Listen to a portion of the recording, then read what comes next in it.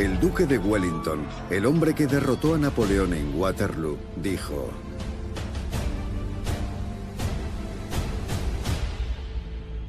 la guerra es algo horrible.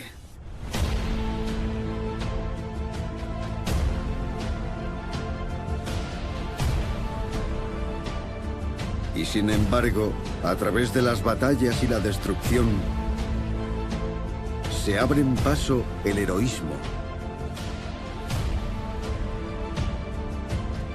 la entereza y la fuerza de voluntad de una manera asombrosa.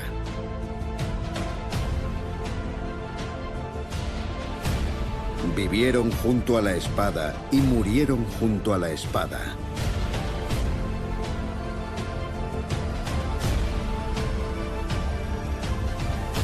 Son grandes guerreros.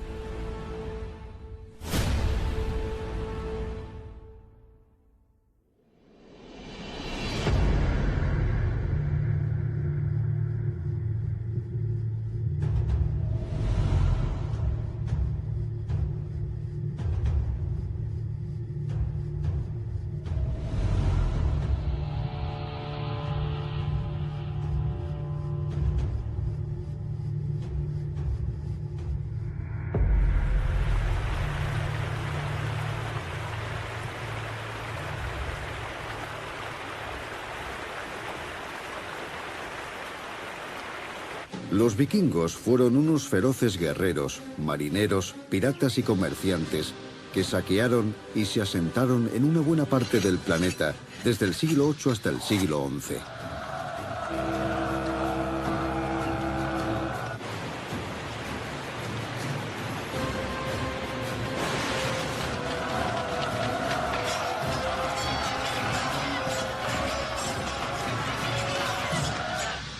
Los primeros vikingos surgieron de Dinamarca, Suecia y Noruega. Eran hábiles navegantes y comerciantes, y conocían las costas europeas como las palmas de sus manos. Los vikingos son conocidos por sus saqueos, y el más importante de todos fue el saqueo al monasterio de Lindisfarne, en el condado de Northumberland, en el año 793. A él deben su reputación.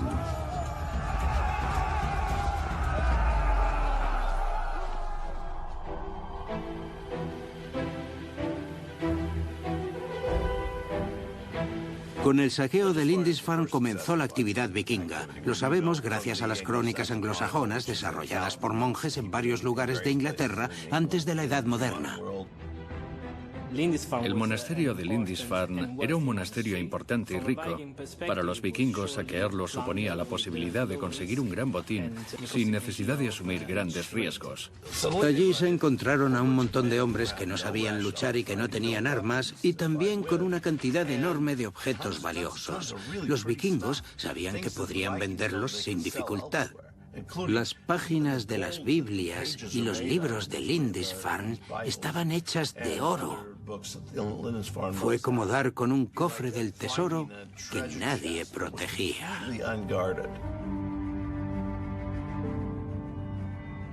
Tras ese saqueo, los ataques vikingos comenzaron a ser frecuentes por todo el Mar del Norte y también por toda Inglaterra, Irlanda, Francia y Alemania.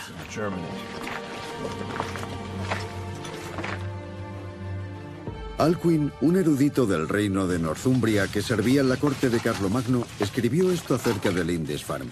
La sangre de los monjes cubría todo el altar y las figuras de los santos en el templo de Dios eran pisoteadas como el barro en la calle. Nunca antes se vio una atrocidad semejante. Los saqueos conmocionaron a la Inglaterra anglosajona y al oeste de Europa, y no es de los siguientes 200 años.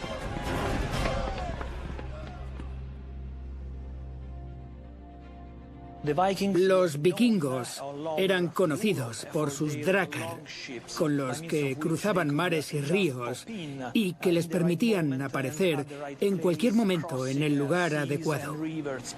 Eran unos individuos peculiares que, en un momento dado, se plantearon que la agricultura no era lo suyo y que tenían que encontrar un modo de vida más rentable. Eran salvajes y fieros, Aunque en las últimas décadas se ha debatido mucho sobre esto, porque las únicas fuentes de las que disponemos son aquellas que están escritas por gente que sufrió el ataque de los vikingos. Existe la posibilidad de que exageren un poco la dureza de los ataques. De alguna manera, se podría decir que la idea que tenemos sobre la fiereza de los ataques vikingos está influida por las crónicas históricas de las que disponemos. Todas están escritas por monjes. Provienen de la cultura cristiana. Y a gran velocidad, y con una potencia sin precedentes para la Edad Media.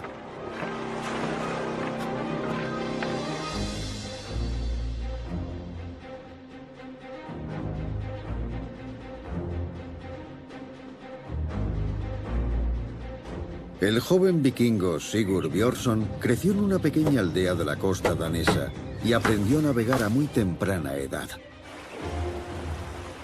Los adultos le enseñaron la importancia de aprender a manejarse a bordo de un drakkar. Aparecían súbitamente de la nada y asolaban todo lo que encontraban a su paso. Si era necesario, navegaban a contracorriente para poner a salvo las embarcaciones.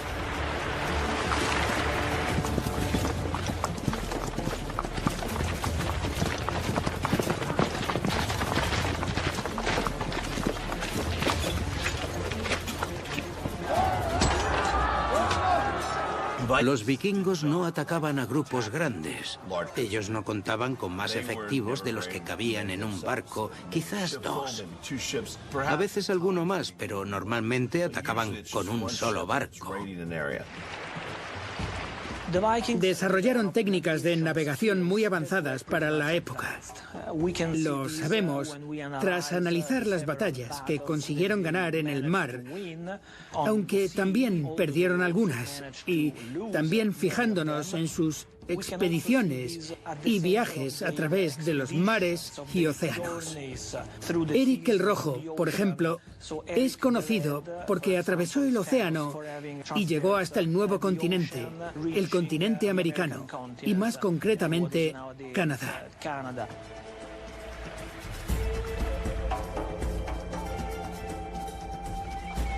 Sigurd disfrutaba viendo cómo su padre volvía a casa tras un saqueo con un enorme botín y deseaba con fuerza poder participar en ellos. Pero ¿por qué los vikingos abandonaron su hogar en las costas escandinavas a finales del siglo VIII? La pregunta continúa suscitando controversia hoy en día.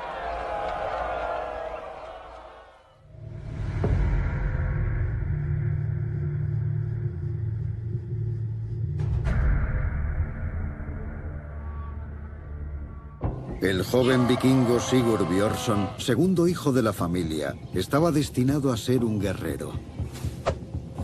Su periplo comenzó en el siglo X en Dinamarca, más o menos un siglo después del saqueo de Lindisfarne, el más importante de los saqueos que tuvieron lugar en Europa.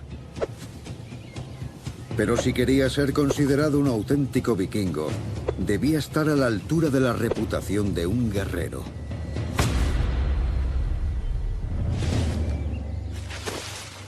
¿Por qué los vikingos se aventuraron a salir de sus fronteras hacia países vecinos o lejanos?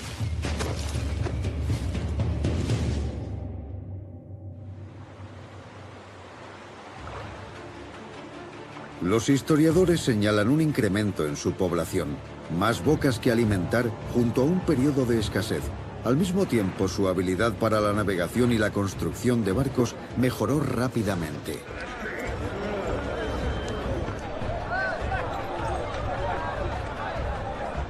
Una explicación más que razonable. Sin embargo, es posible que se tratara de un mero oportunismo. Grandes guerreros que atacaban a sus vecinos. Los propios vikingos eran conscientes de ello cuando regresaban a casa con el botín.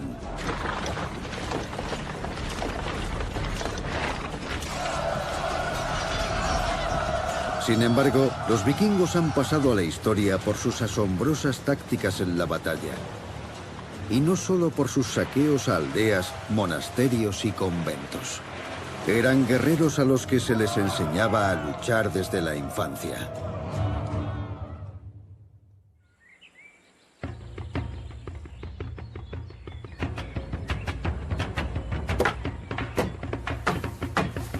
Y Sigurd Björnsson no era ninguna excepción. Puede que ahora parezca un juego de niños, pero pronto las espadas de madera serían sustituidas por espadas de verdad. Seguramente aprendían a luchar muy temprano, cuando aún eran muy jóvenes. Por ejemplo, sabemos que líderes como Knut, el Grande, participaron en batallas antes de cumplir los 20 años.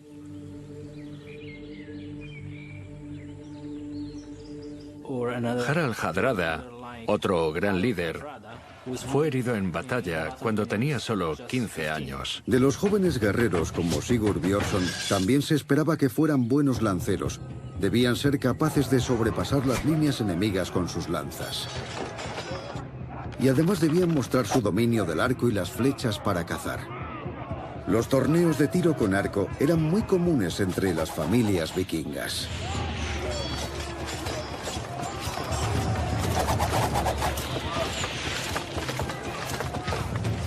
Las armas que usaban los vikingos eran jabalinas, arcos y flechas, hachas, así como dagas y espadas, las preferidas de la nobleza. Los vikingos consideraban las espadas como un arma casi mitológica, al igual que los caballeros medievales.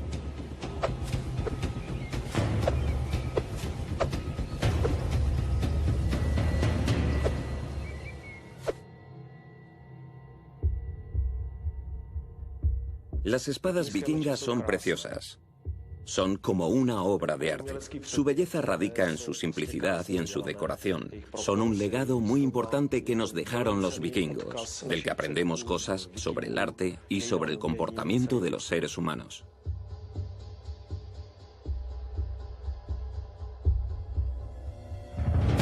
Creemos que los guerreros vikingos portaban un escudo hecho de madera con el que se defendían.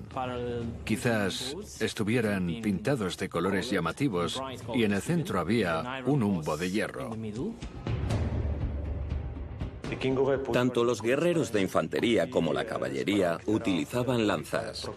Las fabricaban en grandes números porque eran relativamente baratas de producir. Y por tanto, eran muy populares. Se cree que todos los guerreros portaban una lanza. Algunos autores sostienen que todos los guerreros germánicos usaban lanzas. De hecho, eran tan importantes que se cree que algunas de ellas estaban decoradas con caracteres rúnicos. Y otras estaban embellecidas con inscripciones mágicas. Otra arma importante era la daga, aunque no era tan común. Se trataba de una especie de cuchillo grande, de tamaño variable. La diferencia con respecto a un cuchillo es que las dagas se fabricaban para ser usadas como arma, y por tanto, la hoja debía ser más pesada y resistente que la de un cuchillo normal. También utilizaban hachas. Las hachas se consideran el arma vikinga por excelencia, pero no sabemos si las hachas que hemos encontrado en tumbas las usaban como arma o como herramienta, por lo que nos falta información al respecto. El arma más cara y compleja de fabricar era la espada. Solo los miembros de los grupos sociales más importantes podían llevar una, que pasaría a formar parte de su armamento habitual. Desconocemos si esas espadas se fabricaban en Escandinavia o en otros lugares. Posiblemente se hacían espadas en varios sitios, pero creemos que las hojas sí eran importadas. Se consideraba que el poseedor de una espada era un guerrero especialmente hábil. Tanto la espada como la vaina que la contenían solían estar decoradas.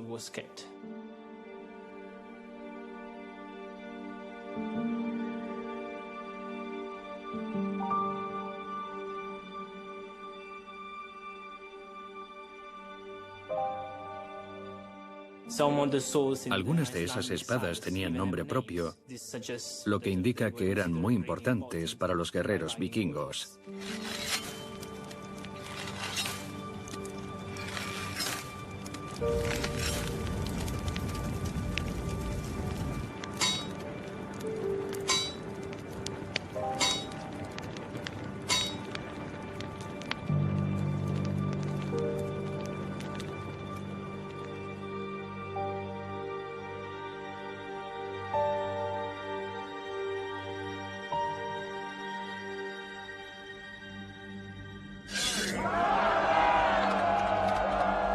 Ya sabemos que los vikingos contaban con un enorme arsenal de armas de asalto, pero ¿cómo se defendían?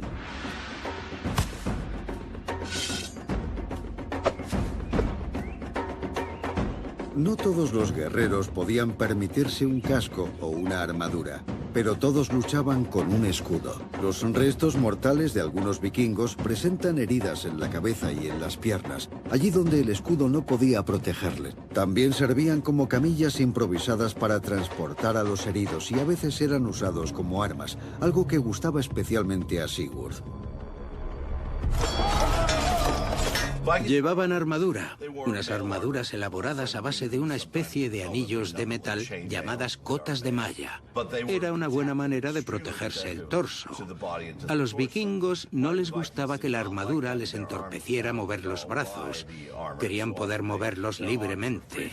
También se ponían pieles y cueros y todo aquello que pudiera protegerles. Pero lo más importante para los vikingos eran dos cosas: el casco y el escudo.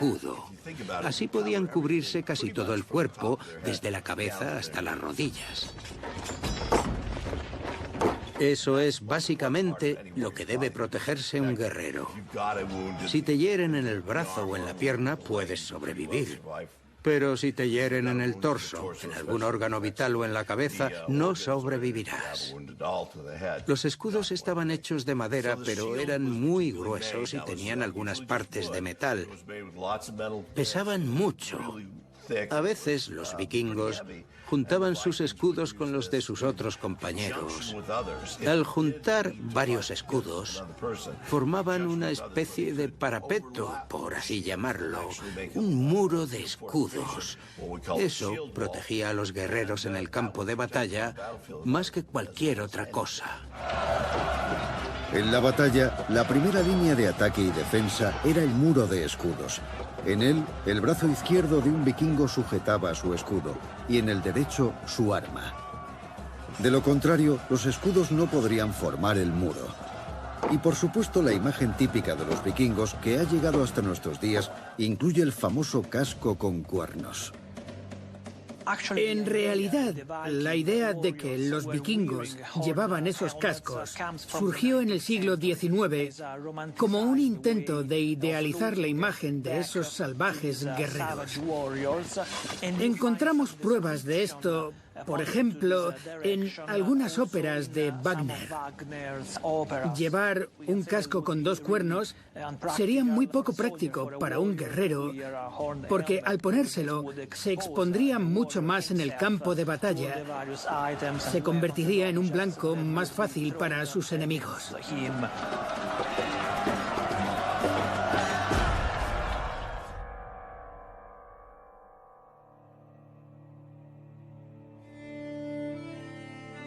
Las batallas vikingas eran bastante menos románticas que una ópera de Wagner, pero a los vikingos les gustaba contar historias y acompañarlas de bebidas fuertes. Como todos los jóvenes, Sigurd Björnsson comenzó a beber poco después de empuñar un arma por primera vez.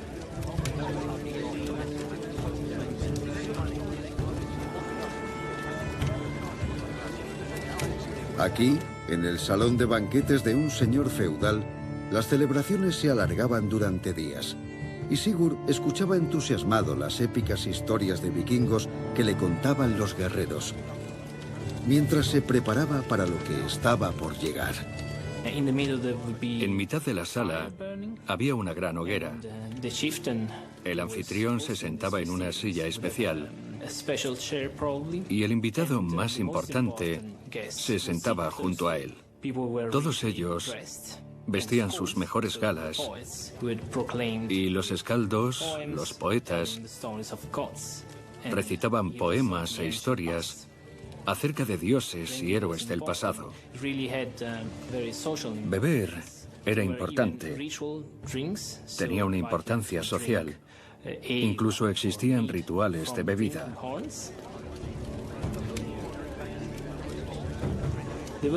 Los vikingos bebían cerveza e hidromiel de un cuerno vikingo, brindaban, hacían juramentos y daban discursos e incluso en algunas ocasiones se formaban matrimonios o alianzas. Sigurd soñaba con que sus hazañas serían contadas algún día. Pero al mismo tiempo no mostraba interés por formar parte del equivalente vikingo a las fuerzas de élite, los Berserker. Sigurd no estaba preparado para ello, por mucha valentía que le infundiera el hidromiel. Los Berserker eran mitad hombres, mitad bestias. Al atacar solían aullar como lobos enfurecidos. Peleaban con el torso desnudo, y a veces desnudos por completo o cubiertos con pieles de animales. En el fragor de la batalla, parecían no sentir miedo ni tampoco dolor. Al activar el modo Berserker, comenzaban a asesinar sin compasión, incluso a miembros de su propio ejército. La leyenda de los guerreros Berserker no morirá nunca, pero hay pruebas de que existieron realmente.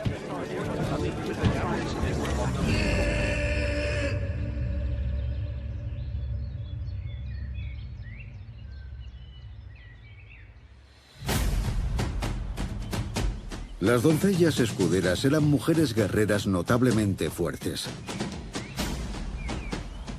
Al contrario de lo que solía ocurrir en aquella época,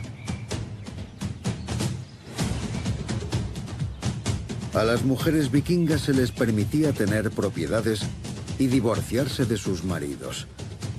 Pero no sabemos si luchaban junto a los hombres. Las doncellas escuderas aparecen a menudo en la mitología nórdica y en las obras de arte de aquel periodo. Pero ¿fueron un mito o una realidad? La respuesta es incierta. Normalmente, para saber si unos restos mortales determinados son de un hombre o de una mujer, nos fijamos o bien en los propios restos o bien en los objetos con los que enterraron a esa persona. En la mayoría de los casos, si se encuentran armas en la tumba, se da por hecho que esa persona fue un hombre. Pero recientemente algunos investigadores han demostrado que uno de los esqueletos que se encontraron en Birka, en Suecia, y que se pensaba que correspondía al de un hombre, es en realidad de una mujer. Al volver a examinar los restos humanos de esa tumba, se llegó a la conclusión de que pertenecían a una mujer, lo cual demuestra que las guerreras vikingas sí que existieron, tal y como se sugiere en la mitología y en la literatura.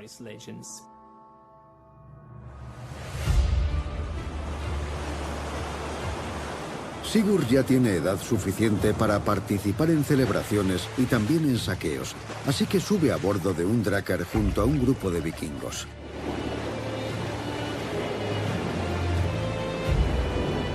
Se trataba de embarcaciones siniestras, pero muy bellas. En aquellos tiempos, otear un barco vikingo en el horizonte infundía el mismo miedo que ver un periscopio de un submarino alemán durante la Segunda Guerra Mundial o más. Porque cuando los vikingos se proponían un objetivo, lo cumplían a toda costa. Hay que tener en cuenta que los vikingos fueron probablemente los mejores constructores de barcos que jamás han existido en el mundo. Construían unos barcos increíbles, sabían cómo evitar que se hundieran, los hacían ligeros y con una gran capacidad de maniobra. Algunos eran muy largos, pero sabían que al hacerlos así tenían que ser más finos, y si los construían anchos para poder usarlos como cargueros, tenían que ser más cortos. Algunos llegaban a medir 30 o 35 metros de largo. A juzgar por algunos barcos vikingos que se encontraron en Roskilde, Dinamarca. A menudo la tripulación llegaba hasta los 50 hombres o más, y por eso eran largos pero de calado corto. Eran muy manejables, pero poco estables en alta mar. Los barcos grandes como el que se encontró en Roskilde, por ejemplo, eran muy largos y estrechos. Contaban con 60 remos a cada lado, es decir, 120 remos en total. Y cada remo lo manejaban varios vikingos, así que en total a lo mejor había 250 vikingos a bordo, incluyendo a los líderes del grupo.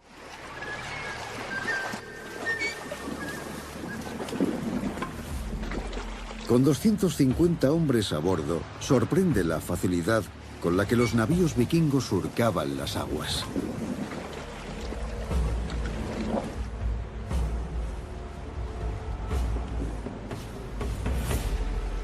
Alcanzaban los 5 o 6 nudos, es decir, los 10 kilómetros por hora, e incluso llegaban a los 7 nudos en condiciones favorables, con picos de hasta 10 nudos.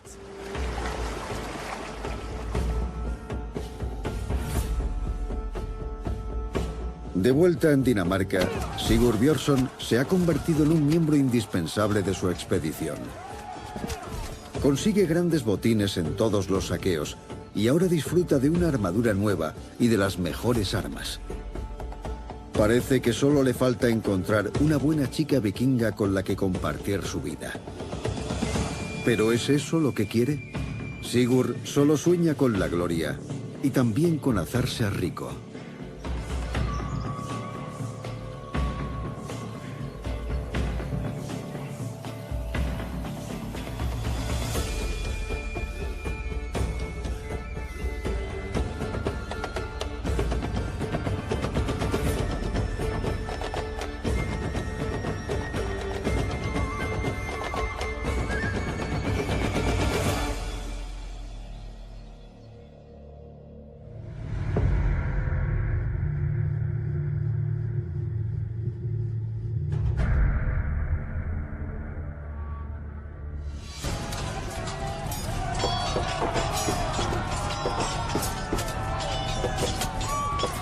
¿Qué utilidad tiene la guerra? Para empezar, el dinero. De alguna manera, los vikingos eran tan mafiosos como guerreros, puesto que en el siglo X establecieron las primeras redes de protección del mundo. Se llamaban denegel o a veces heregel, y se trataba de un tributo impuesto por los daneses en la Inglaterra anglosajona. Al pagarlo, los nativos se aseguraban de que no serían el objetivo de los vikingos en su próximo saqueo. El Dengeld era un impuesto más flexible de lo que se cree. Se pagaba para que los vikingos no saquearan un lugar determinado. Era dinero a cambio de protección. También lo pagaban algunos vikingos a otros vikingos para que estos protegieran sus aldeas o sus tierras. Al final se reduce a eso, vikingos que protegen a los suyos usando su gran capacidad militar y sus habilidades para el combate. Pero por muy flexible que fuera, quienes no pagaban habrían de sufrir las consecuencias. Conocemos ejemplos famosos de tributos que no se pagaron a los vikingos. Una de esas historias ocurrió en el año 1012, cuando los vikingos llegaron a Canterbury. Los vikingos sitiaron la ciudad y pidieron que se les pagara el tributo. Los habitantes de Canterbury pagaron el tributo, pero los vikingos hicieron prisionero al arzobispo y pidieron más dinero para liberarlo. Parece que el arzobispo no quería pagar más dinero. Y en una de sus celebraciones, mientras estaban borrachos, acabaron matándolo. Situaciones así servían para que los vikingos se aseguraran de que todo el mundo pagaría el impuesto. Los vikingos se hacían más fuertes y sus peticiones no dejaban de aumentar. Dicho de otra manera, en el año 990, el denengel se estableció en 11.500 onzas de plata. 22 años después, esa suma aumentó un 5.000%, hasta llegar a las 650.000 onzas de plata. Los vikingos, además de saqueadores, formaban ahora un grupo organizado que ofrecía protección a diversas comunidades.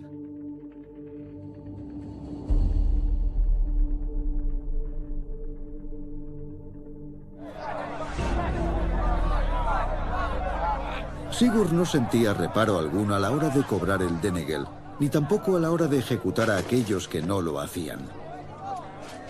De hecho, disfrutaba con ello. Pero los vikingos, además de piratas, saqueadores y recaudadores, eran también exploradores. Fueron los primeros europeos en llegar a América del Norte, llegando a establecer allí pequeñas comunidades. En ocasiones, después de saquear un lugar determinado, los vikingos se establecían allí. Por ejemplo, en las Islas Orcadas o las Islas Shetland, las Islas Feroe o incluso en Islandia, desarrollaron habilidades para la agricultura, cosechaban sus propios cultivos y cuidaban de su ganado. Podrían llevar una vida tranquila, sobre todo si se convertían al cristianismo. Al abrazar el cristianismo, empezaron a establecerse en comunidades pequeñas y fueron capaces de sobrevivir practicando un estilo de vida menos militar, por así decirlo. Pronto, al final del siglo X, la mitad del norte de Inglaterra era anglo-escandinava. Existían muchas comunidades de vikingos. De hecho, algunos creen que los irlandeses son pelirrojos a causa de los daneses, porque muchos de ellos se establecieron en Irlanda e incluso fundaron la ciudad de Dublín. Por tanto, los vikingos, al contrario que otros pueblos saqueadores, tenían tendencia a expandirse. También había vikingos en la zona que ahora conocemos como Rusia. A los vikingos que habitaron las zonas de Rusia y Bulgaria o los alrededores del río Volga se les conoce como varangios. Los vikingos escandinavos viajaron mucho.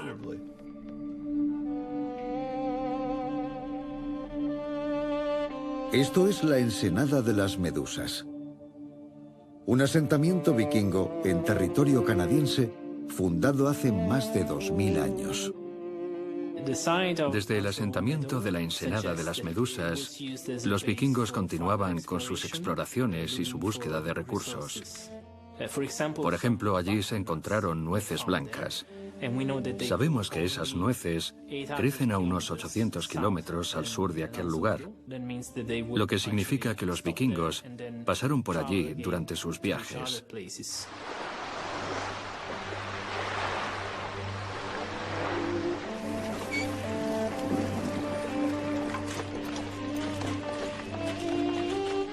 El periodo más activo de la era vikinga tuvo lugar entre los años 780 y 1070. No sabemos con exactitud por qué pararon después de 2 siglos de actividad frenética. ¿Fue porque los botines comenzaron a escasear o porque establecieron asentamientos en varios lugares? Quizás tuvo que ver el hecho de que en Normandía surgió un gobierno fuerte o que la cristiandad comenzó a coger peso. A mitad del siglo XI el cristianismo se había expandido mucho. El motivo no está claro. En el año 2018, un mapa de ADN reveló que la sangre vikinga se extiende por toda Gran Bretaña e Irlanda. A la ciudad de Dublín se la conoce como la ciudad vikinga. ¿Quién sabe? Tal vez usted mismo lleve la sangre de los guerreros vikingos sin saberlo. Es indudable que la genética vikinga existe por todo el norte de Europa. La mayoría de los idiomas que surgieron allí utilizan palabras vikingas con frecuencia. Y en cuanto a la gastronomía, posiblemente no conoceríamos el salmón de no haber sido porque los vikingos lo consumían cuando dejaron de ser cazadores y recolectores. Aunque las exploraciones de los vikingos hacia el oeste son muy conocidas gracias a las leyendas, sus viajes por el este no lo son tanto. Una noche en el salón de celebraciones, la tribu guerrera de Sigurd entabló relación con un visitante que traía baratijas del este, de un lugar tan lejano como Constantinopla. Sigurd no es capaz de quitarle la vista de encima a este exótico desconocido. Aunque va vestido de una manera muy extraña, él también es un vikingo, un varangio para ser exactos. Un vikingo del este. Los varangios fueron vikingos que vivieron en los siglos IX y X y que viajaron por lo que ahora se conoce como Rusia, Bielorrusia y Ucrania. La diferencia entre los vikingos del este y los del oeste es básicamente que los del oeste, aquellos que habitaron Dinamarca y Noruega, colonizaron la parte oeste del mundo que se conocía entonces, mientras que los varangios, que provenían sobre todo de Suecia, colonizaron la parte oriental de Europa. Obtuvieron su nombre de los pobladores de todos aquellos lugares de la región de Novgorod. Allí los varangios establecieron el primer estado vikingo.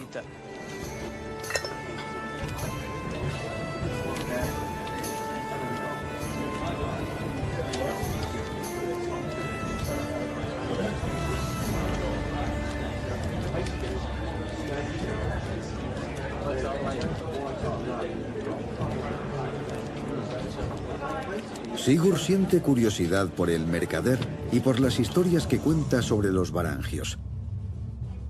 Estos vikingos del este dominaban el estado antiguo de la Rus de Kiev, la actual Ucrania, pero también se extendieron por el Mediterráneo. En Constantinopla, la Estambul actual, formaron la Guardia Varega, que servía al Imperio Romano. La Guardia Varega estaba formada por un grupo de vikingos del norte. No eran todos escandinavos, también había algunos anglosajones y franceses. Básicamente eran mercenarios que se incorporaron a esa guardia por distintas razones. Según las leyendas, algunas de esas razones eran el castigo por haber cometido un crimen o una traición. Tal vez huían de sus lugares de origen y en la guardia podían conseguir un buen trabajo. Eran guerreros fuertes, de élite, que formaban parte del ejército bizantino y que suponían, de hecho, una gran ayuda para este. Probablemente, la Guardia Varega recibía sus armas del propio ejército bizantino. Les proporcionaban cascos con cotas de malla para proteger el cuello y también armaduras de escamas distintas de las que usaban los vikingos escandinavos. Aunque la mayor diferencia se observa en los escudos. No eran escudos redondos, sino escudos de lágrima, más grandes y largos, que protegían una mayor superficie del cuerpo.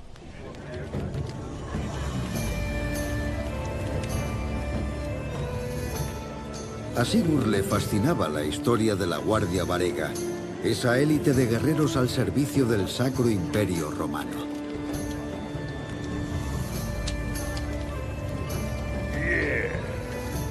Soñaba con visitar Constantinopla algún día. Tal vez esté más cerca de conseguirlo de lo que cree.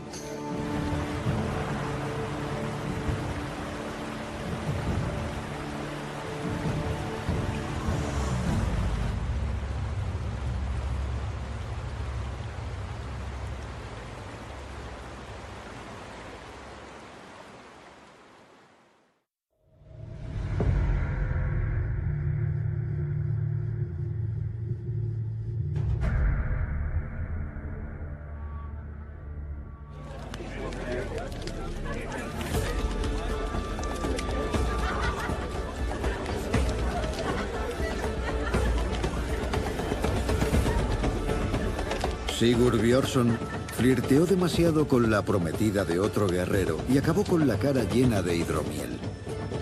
Había sido retado y Sigurd no rechazó el duelo.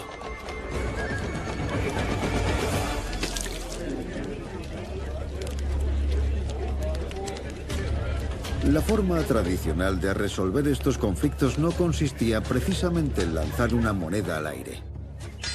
El Holmgang, o juicios por combate vikingos, era la forma aceptada por la comunidad para solucionar esos problemas. El hombre que resultara vencedor sería el justo ganador, porque así lo han querido los dioses. Y era muy práctico, porque los Holmgang consistían en combates a muerte, por lo que el perdedor no viviría para contarlo.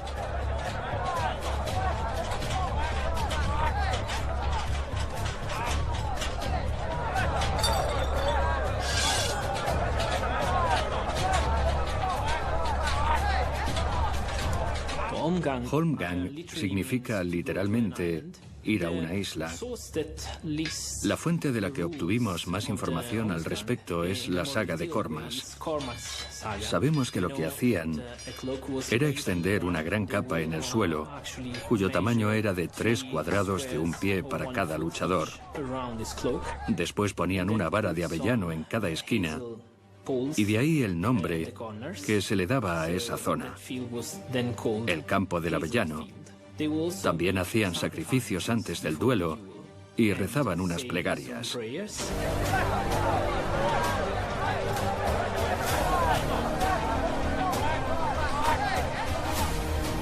Entonces comenzaba el combate.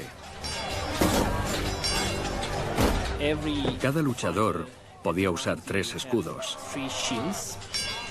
Un ayudante sujetaba los escudos durante la pelea, contribuyendo así activamente a la misma. Cuando todos los escudos eran destruidos, los luchadores solo podían combatir utilizando sus armas y sus armaduras.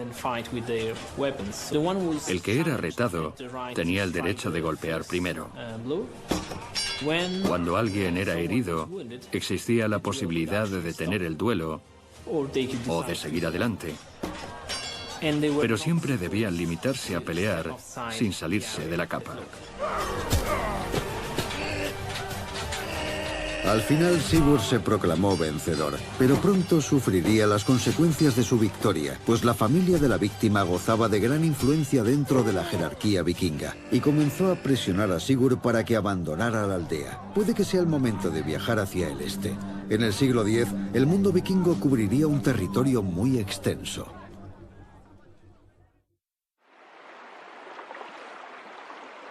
Los guerreros vikingos sabían cómo extender sus alas. Montados en sus navíos, los hombres del norte invadieron Inglaterra 2 veces. Llegaron hasta el río Volga y hasta las actuales Ucrania y Rusia.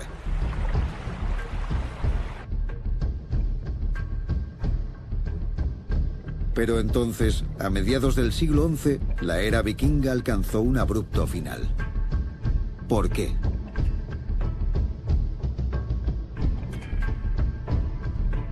La razón principal por la que se acabó la era vikinga está relacionada con el desarrollo del continente europeo durante los siglos X y XI. En un momento dado, los vikingos decidieron establecerse en un lugar para fundar su propio estado. Esto ocurrió en lo que actualmente es Normandía, que es una región al norte de Francia que recibe su nombre precisamente de los hombres del norte, de los vikingos que se establecieron allí alrededor del siglo X. Trabaron una especie de alianza con Carlos III, el Simple, rey de Francia Occidental, y decidieron establecerse allí bajo el mandato de su propio líder, Rollo. Nadie sabe si los vikingos esperaban persistir durante mucho tiempo o si llegaron a planteárselo siquiera. La mayoría de los guerreros vikingos no llegaban a viejos. Los vikingos creen que tras morir, los guerreros más valientes llegaban al Valhalla, donde pasaban los días peleando los unos con los otros y las noches bebiendo vino, comiendo y cantando, acompañados de sus mujeres. Y al día siguiente harían exactamente lo mismo. Para ellos, la vida consistía en superar las adversidades y celebrar las victorias. Pero si la batalla se torcía, pelearían hasta el último minuto y abrazarían una muerte honorable para seguir viviendo en la otra vida. Así vivían los vikingos, así vivían los guerreros. Eran un cuerpo de élite, un cuerpo especial militar. Tal vez no en un sentido de técnicas de batalla, ni en un sentido tecnológico o de liderazgo, pero sí en el sentido de que ellos creían en el honor de combatir. Eran guerreros y probablemente lo que les han enseñado a guerreros de otras épocas es la importancia del factor sorpresa y de la valentía de no rendirse nunca. Y como civilización más allá de las batallas, sobresalían en su habilidad para adaptarse a cualquier situación y en la manera que tenían de incorporarse a otras civilizaciones.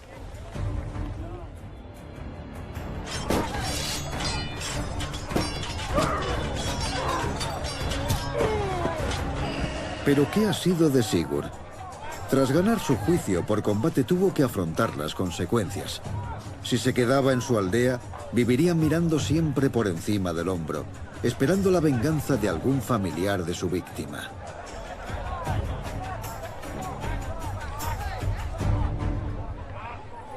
Y así, recordando las historias sobre Oriente que tanto le habían fascinado, Sigurd decidió viajar hasta Constantinopla. Su intención era unirse a la Guardia Varega, el ejército personal del emperador romano en Constantinopla.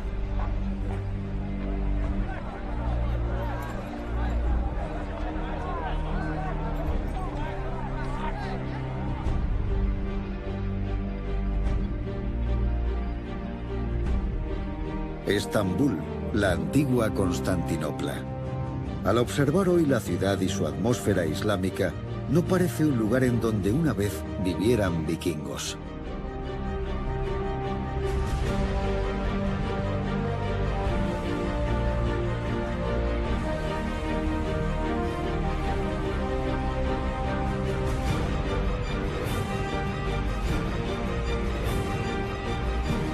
Dejamos a Sigurd a su llegada a la ciudad, esperando unirse a la Guardia Varega. Se encuentra en una encrucijada, es más mayor y más sabio, pero sigue convencido de que morir en la batalla es la única manera de vivir.